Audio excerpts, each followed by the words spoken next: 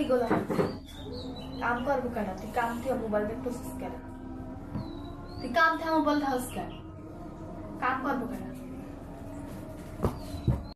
তোর সাহস তুই মোবাইল ধরস কেন?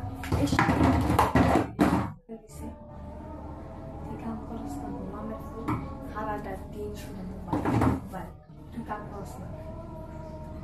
আজকে বলছি মোবাইল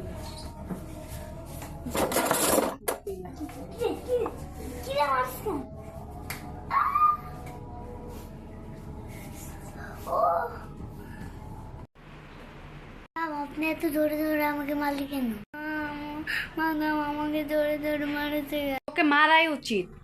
তুই কাম করিস না কেন? সারাক্ষণ শুধু মোবাইল টিপলে হবে? কাম করা লাগবে না?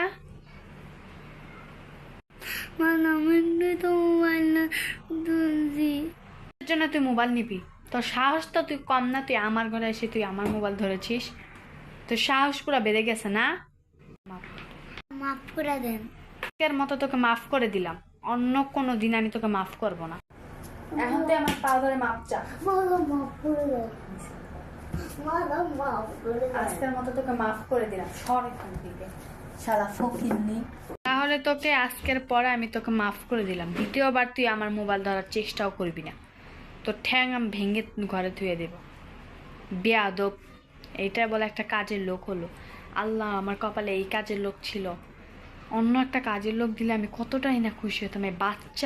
এই বাচ্চা তো আমার কোনো কাজই করতে পারবো না সংসারে, একদম জ্বালিয়ে একদম পুড়িয়ে শেষ করে ফেলবে। এখন অরূপটা আমার শত্রুতা করতে হবে। এখন অরূপটা আমি কি করে শত্রুতা মেরে করবো? অরূপটা কি করা যায়? ওকে আমি কিভাবে মেরে ফেলবো, শেষ করে ফেলবো আমি ওকে? একটা কাজ করে ওকে আমি বেলে দিয়ে জব দিব। না, বাড়ির লোক যদি জেনে যায় আমাকে তো একদম মেরে ফেলবে। যে কাজের লোককে আমি মেরেছি, পুলিশ আনবে, পরে অনেক ভয় লাগবে আমার। আমি বরং একটা কাজ করি, ওকে এখান থেকে বের করে দিই। তো চলো বের করা দেয়া। কাজের লোক,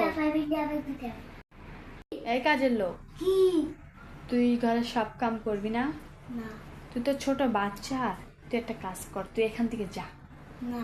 কেউ যদি জিগায় তোকে যে তুই এখানে আসছিস কেন, তুই আমার নাম নিবি না, বলবি কি আমার না ভালো লাগে না, আমি সেই জন্য বাহিরে চলে গেছি। তুই এখানে থেকে যা। না, কাজের লোকের কত বড় সাহস, তুই আমার মুখে মুখে তর্ক করিস। তুই আমাকে ঘর থেকে বের করে দিবি, আমি